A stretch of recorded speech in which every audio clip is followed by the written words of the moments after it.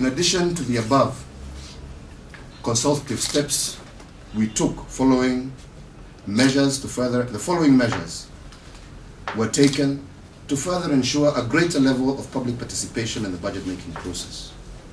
We put up an advertisement in the newspapers asking for public input on the budget. We also put up a page on the Treasury website for the same purpose. Apart from these measures, I personally also took the liberty to include the growing number of tech-savvy Kenyans who are active on social media through an online suggestion form and a Facebook and Twitter campaign on my official pages. Through these tweets, Facebook wall posts, emails, and blogs, we received more than 3,000 submissions, and I would like to take this opportunity to thank all those who performed this most patriotic duty. In effect, therefore, the only challenge that we are facing this year is that the period for Parliament to interrogate the budget will be deferred from the 2 months before the end of the financial year to literally 1 month, and if they indeed want to extend in their wisdom, they can extend the debate if Parliament indeed deems that necessary. Our commitment to improve the lives of our people is steadfast and will not be affected in any way. In this year's budget proposals, the government has given priority to education, water, youth empowerment, and food security. At the same time, our focus on infrastructure that we have prioritized in all the preceding budgets has continued in this year's budget. Cushioning the most vulnerable sections of our society and dealing with issues of regional equality and development, just like in previous years, have been given special consideration. Resettlement of IDPs, which we have all agreed is an issue that we have to finalize this year, has been given adequate consideration. In addition, cognizant of the critical importance of implementing the new constitution and preparing for the next general election, we have committed substantial resources that will ensure that these two processes progress smoothly. To ensure pro-poor growth and sustainable development, the 2011-12 budget will continue to focus on key priorities as a basis for allocation of resources. These include improving access, transition rates and quality of education, enhancing efficient and high-quality health systems, ensuring security for all persons and property, and indeed empowering the youth and vulnerable members of society by engaging them in gainful employment and wealth creation. This, in addition to implementation of the new constitution and promoting greater food security for our country. Over the years, the government has continued to shift more resources in infrastructure and social spending. For instance, in the financial year 2011-12, we will increase expenditure on infrastructure by 35.53%. This is i.e. from Kenya shillings 165.8 billion in the current financial year to Kenya shillings 221 billion in the year 2011-2012. This amount of 221 billion shillings is an increase of 1,304% from the government spending on infrastructure in the financial year 2002-2003. During my previous budgets and through the economic stimulus package, again, living within the spirit of the Constitution that had not yet even at that stage been enacted, but with the understanding of the wishes of many millions in Kenya, we had commenced the process of devolution of resources by identifying programs at constituency level and funding them. Through the ESP, we have made major gains in agriculture, fisheries, healthcare, education, and trade in each and every part of our country.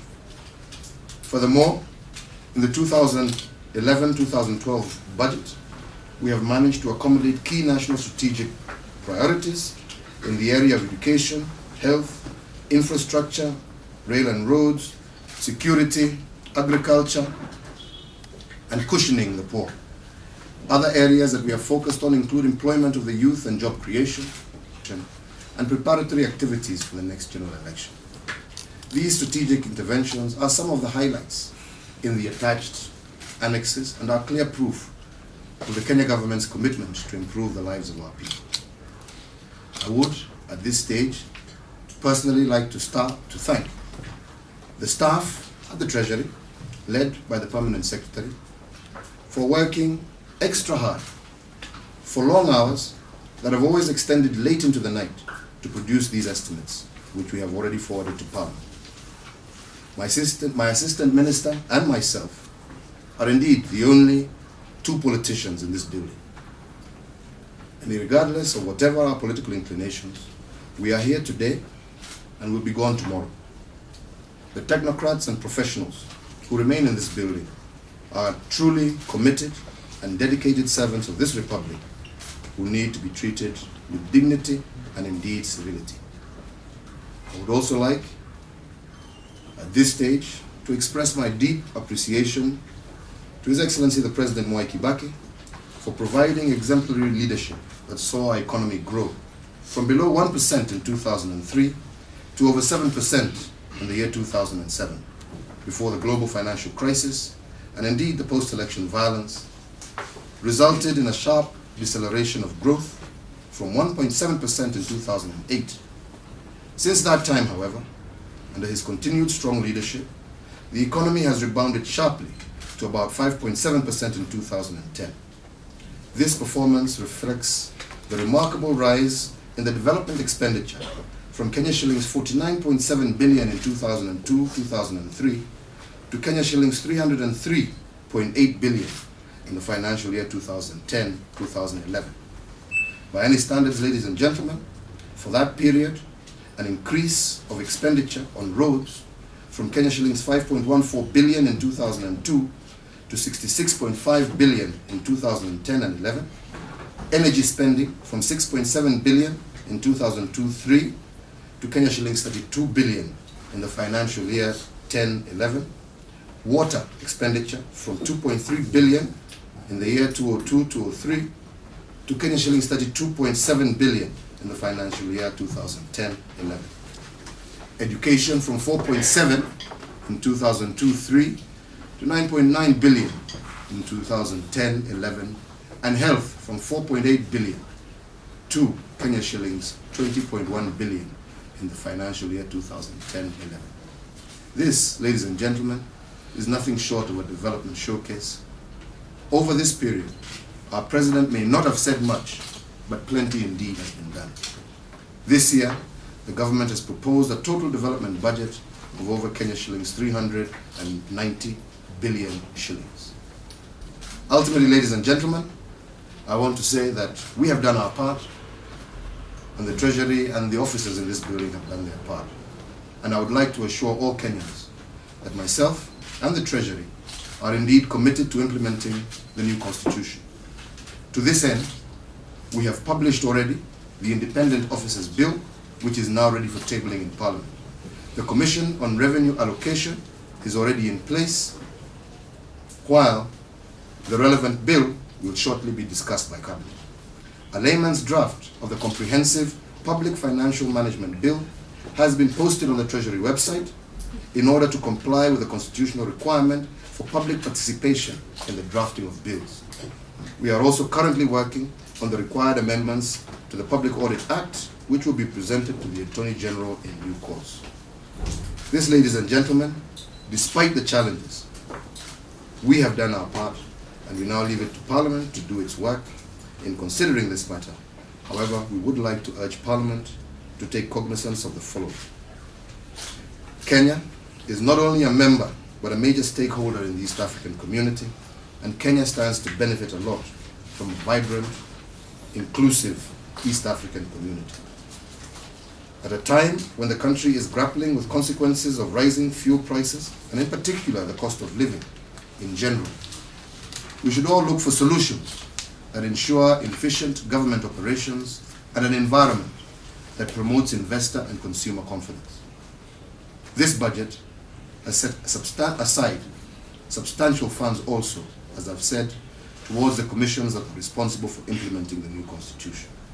In conclusion, the Treasury acknowledges that the public has a participatory role in the budgetary formulation.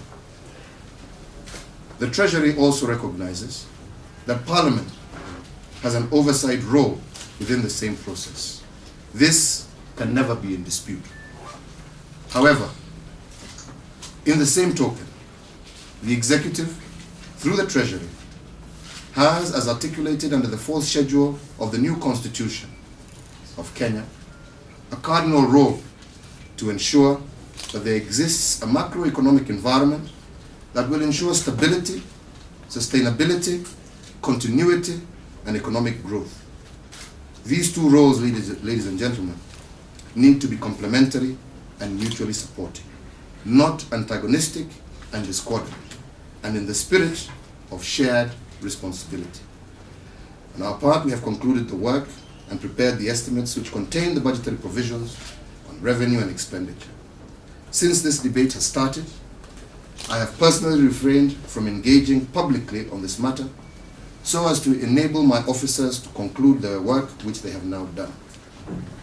And indeed, on a lighter note, by presenting these estimates in accordance with Article 221 to Parliament at a time when we are implementing the new Constitution, I would indeed say, I'm proud to say I'm the first and only Cabinet Secretary under the new dispensation, and to say that we are presenting to Parliament the first ever Kenya shillings 1.155 trillion budget, the largest indeed in the history of this country. The public should understand that with regard to the 2011-12 budget, we may not have lived to the strict letter of the Constitution with regard to the timelines, but more than any other institution, we at the Treasury have operated in the spirit of the new Constitution. These estimates are available to the public on the Treasury website and indeed on social media, and we will also make the proposed Public Financial Management Bill available to the public. We are urging the public to take this opportunity to look at these documents and to ensure that they participate in this important process to ensure that we have an all-inclusive process of budget making and development of our country. Thank you, and God bless you all.